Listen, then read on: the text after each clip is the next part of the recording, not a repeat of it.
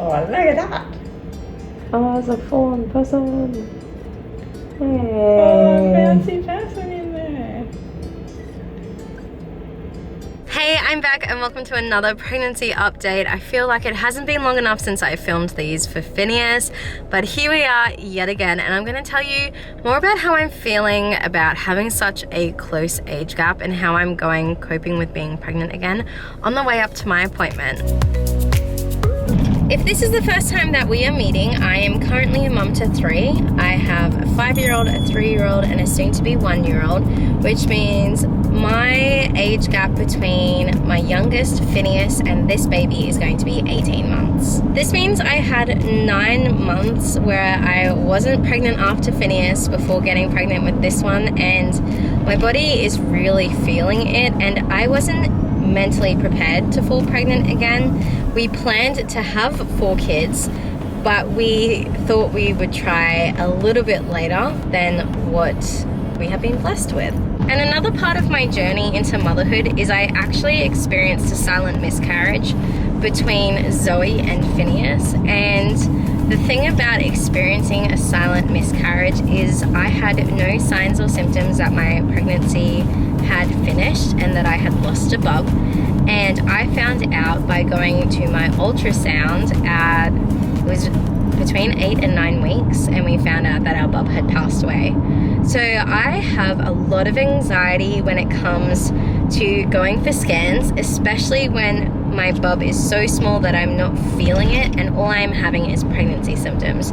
Because the morning of that I got told that my angel baby had passed away, my little Alex, I was having all of the pregnancy symptoms that anyone would expect in the first trimester, and yet my bub had passed on. And so I have another scan today and I am legitimately worried. Tomorrow I will be 11 weeks pregnant, which is really exciting because we are getting closer and closer to the end of the first trimester, but I don't take anything for granted.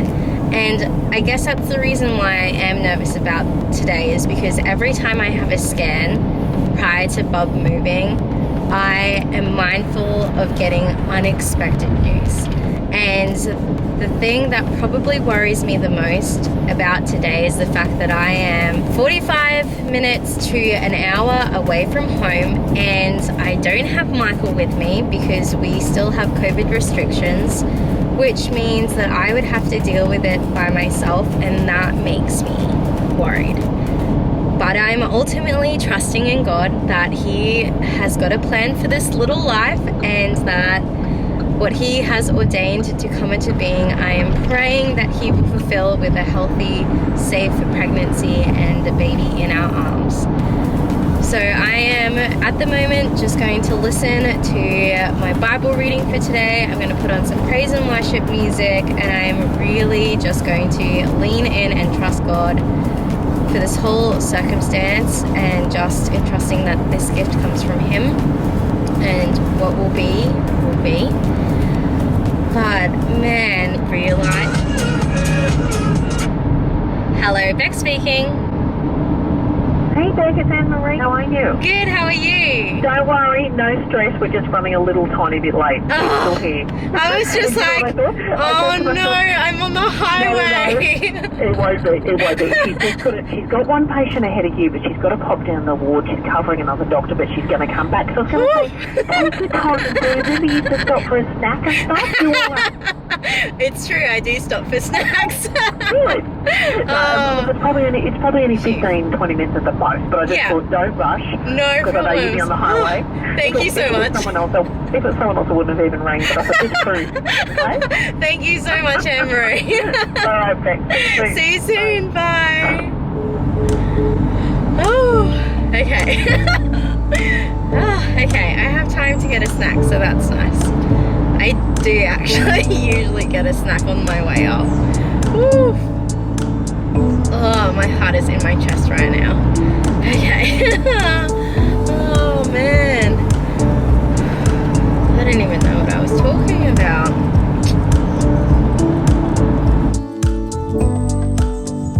Now that I am sitting in drive-thru, I've been able to watch back what I was thinking before I got the phone call. And the thought that I was having, which I really do want to share, is the fact that I didn't realize how much of a traumatic experience of losing Alex was and how it's impacting on my pregnancies. I knew that it was going to affect my pregnancy with Finn because Finn's my rainbow baby. He's my baby that I conceived straight after loss. But now I'm realizing how much it is affecting all my pregnancies, and it's definitely a big factor into why this is going to be our final bub, because it is a lot to mentally and physically process and deal with, and I don't have the strength to do it anymore. So this is my 5th pregnancy. I feel like that's a lot, and we are so blessed with the children that we have, and Michael and I really do want to have 4, and I am glad that it's kind of happened this way, because even though it is unexpected and it's definitely God's timing, it really does make me have to lean and trust in Him more, because it's not my plan. And I guess that's the thing, is when it's our plan, then that's when we kind of have ownership over it, and if things go bad or whatever, where this is 100% God's, and yeah, I'm just trusting Him. So I just wanted to share the fact that I didn't realize that it would influence and affect the other pregnancies that I would have, but it really is. The whole reason why I have pimples on my face is because this, I swear, just breathes moisture, and it is causing me to break out. And it's really hard to teach in this as well, especially when you're trying to do English and the kids can't read your lips.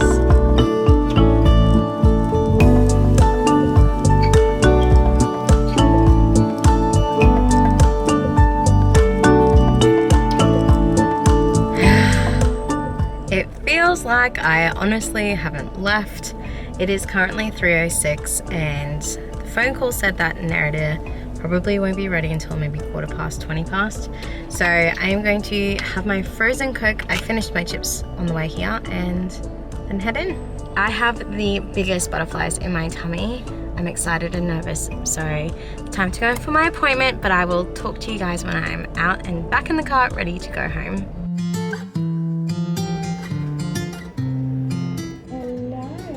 Oh, look at that.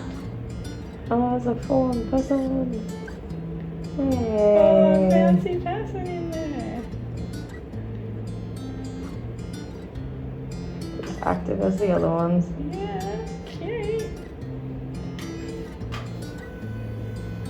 Boing, boing. Still so surreal. So surreal.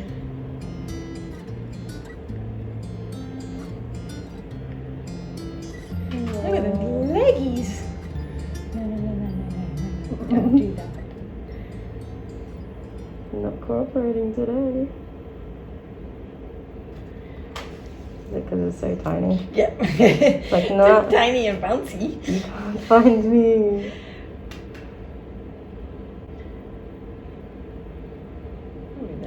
Yeah, 150, 160, certainly nothing wrong with it. Australia's most inaccurate heart rate, but Look at it. It's loving it. looks good, sweetie. Thank you. 4:20, so it was quite a long wait, but the best thing about my doctor is she really does give good patient quality care, and she answered a lot of my questions, which is fantastic.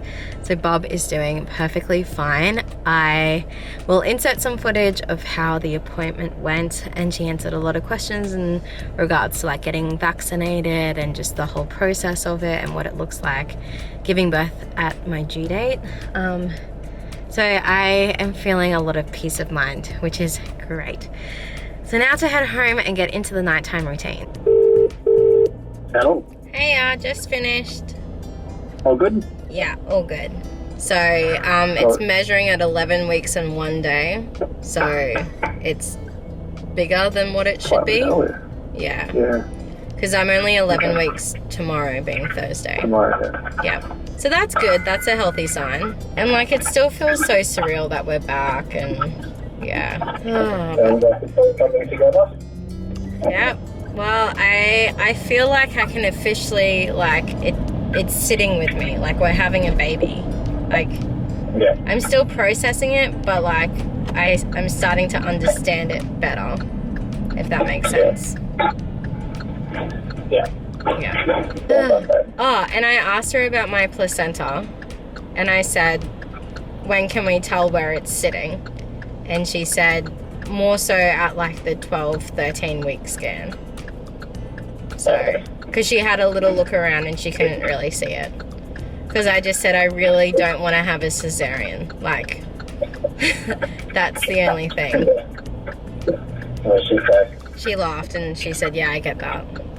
So, anyway, okay.